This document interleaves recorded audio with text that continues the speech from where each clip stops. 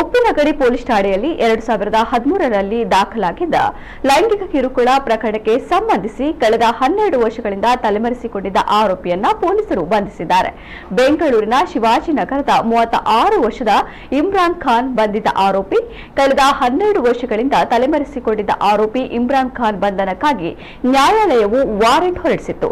ಈ ಹಿನ್ನೆಲೆಯಲ್ಲಿ ಉಪ್ಪಿನಗಡಿ ಪೊಲೀಸರು ಹುಡುಕಾಟ ನಡೆಸಿ ಆರೋಪಿಯನ್ನ ಬೆಂಗಳೂರು ನಗರದ ಕೆಜಿಹಳ್ಳಿ ಎಂಬಲ್ಲಿ ಪತ್ತೆ ಹಚ್ಚಿ ಸೆಪ್ಟೆಂಬರ್ 13ರಂದು ದಸ್ತಗಿರಿ ಮಾಡಿ ಸೆಪ್ಟೆಂಬರ್ 14ರಂದು ನ್ಯಾಯಾಲಯಕ್ಕೆ ಹಾಜರುಪಡಿಸಿದ್ದಾರೆ. ನ್ಯಾಯಾಲಯವು ಆರೋಪಿಗೆ ನ್ಯಾಯಾಂಗ ಬಂಧನ ವಿಧಿಸಿದೆ.